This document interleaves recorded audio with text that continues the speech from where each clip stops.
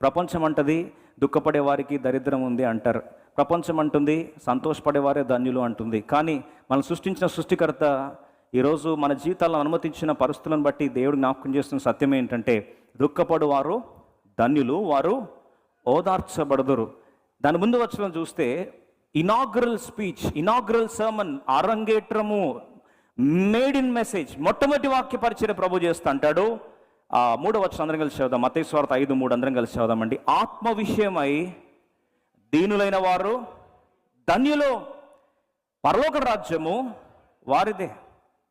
ఈరోజు ఆత్మ విషయమై విరిగినలిగిన హృదయంతో, ఆత్మ విషయమై కిన్నులైపోయిన వారు, విరగొట్టబడిన వారు, నలగొట్టబడేవారు, దేవుని విషయంలో దేవుని యొద్దకు వచ్చినప్పుడు హృదయము భారముతో, పగిలిపోయిన గుండెలతో, దుఃఖ సాగరములో, శోకములో మునిగిపోయి దేవుని ఎదుటకు వచ్చి అయ్యా నన్ను ఆదరిస్తావా అని ఎవరైతే ప్రభు ఎదుటకి ఆత్మ విషయమై దీనత్వములో, రెండవదిగా దుఃఖపడుతూ దేవుని మందిరానికి వచ్చిన వారి గురించి ప్రభు జ్ఞాపకం చేస్తున్నాడు. వారు ఎవరటండి?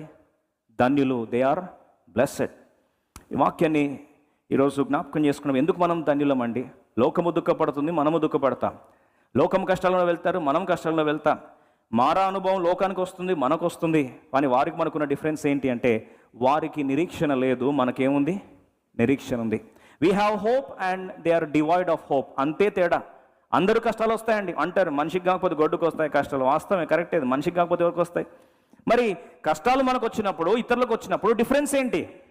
బైబిల్ సెలవిస్తుంది, మనకు నిరీక్షణతో పాటు మనం ఎదుర్కొంటాం శ్రమలను, ఇతరులకు నిరీక్షణ లేకుండా ఎదుర్కొంటారు. అందుకొరకు తెస్సలోనిక సంఘానికి పౌలు రాస్తూ ఒక మాట అంటాడు, నిరీక్షణ లేని ఇతరుల వరే ఏడవకుడే.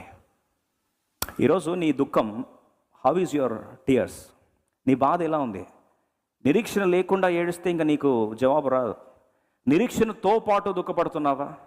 ఈరోజు the pain with hope and pain without hope. ఈరోజు నిరీక్షణతో కూడున్న దుఃఖంతో, నిరీక్షణ కూడున్న బాధతో, నిరీక్షణ కూడా విలిగిన హృదయంతో నువ్వు దుఃఖపడుతున్నట్లయితే నిజంగా నువ్వు ఎవరివి? ధన్యుడవు. ఈరోజు ఎందుకు మనం ధన్యులం అంటే, ఈ నిరీక్షణ రోమా 5:5 ప్రకారం, రోమన్స్ చాప్టర్ 5:5 అందరం కలిసి చదువుకోం. Romans chapter 5:5. ఈ నిరీక్షణతో కూడా దుఃఖపడే వారికి ధన్యత ఏంటట? రోమా 5:5 అందరం కలిసి చదువుదామండి. ఎందుకనగా ఈ నిరీక్షణ మనలను సిగ్గుపరచదు. This hope will never put us to shame. మనల్ని సిగ్గుపరిచే పరిస్థితి నిరీక్షణకు రాదండి.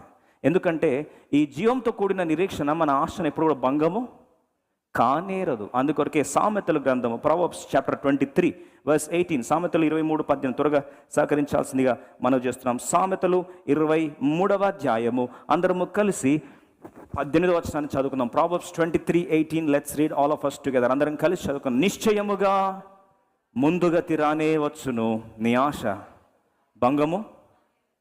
ఈరోజు వెయిటింగ్ పీరియడ్లో ఆలోచిస్తూ, జవాబు రాక జవాబు కొరకు అన్వేషిస్తూ,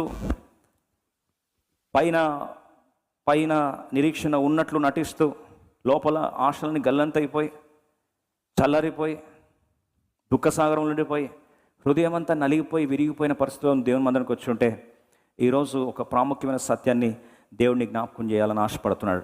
వాస్తవిక సత్యం ఏంటంటే, అమ్మా నీ ఆశ భంగము కానేరు, నిశ్చయముగా ముందుగతి రానే. ఆశ భంగము కాదు. ఎందుకంటే మనము ఎదురు చూస్తున్న ఎదురు చూపులు దేన్ని బట్టి ఎదురు చూస్తున్నాం? నిరీక్షణను బట్టి ఎదురు చూస్తున్నాం. ఈ నిరీక్షణ మనల్ని ఎన్నటి కూడా సిగ్గుపరచదు. This hope will never put us to, మనల్ని ఎప్పుడు సిగ్గుపరచదండి. ఆ సిగ్గుపరచదు అనే ధైర్యం ఎవరికి ఉంటుంది అంటే, దేవుని మాట మీద ఎదురు చూసే వారికి ఆ లోపల ఏముంటుందండి? నిరీక్షణ ఉంటుంది. ఆ నిరీక్షణ ఉంది కాబట్టి వారి ఆశ భంగము కాదని, వారు దుఃఖపరుస్తున్న పరిస్థితులు కూడా అదే నిరీక్షణ ఎత్తుపట్టుకొని విరిగిన హృదయంతో ఏం చేస్తారు? కొనసాగుతారు. అట్టివారు ప్రభు జ్ఞాపకం చేస్తూ హెబ్రీ రాష్ట్రపతిగా 10వ అధ్యాయం, book of Hebrew chapter 10 reading versus 35 and 36. ఈ మాట దయచేసి మర్చిపోదు. 35-36 కలిసి చదువుదాం. హెబ్రీ 10:35-36 అందరం కలిసి చదువుదాం. మనకు కావాల్సింది ఏంటంటే, ఈ టైంలో చాలాసార్లు మనము ఈ పరిస్థితులు విచ్ఛిన్నం అయిపోయినప్పుడు, కొద్దిగా ఆశలు గల్లంత అయిపోయినప్పుడు, కొన్నిసార్లు ఎదురుచూపులు ఆ ఉత్కంఠభరితమైన పరిస్థితులు తట్టుకోలేక ఆలస్యం అయిపోయినప్పుడు, గుండె బద్దలైపోయినప్పుడు ఆశలు వదిలేసుకుంటాం.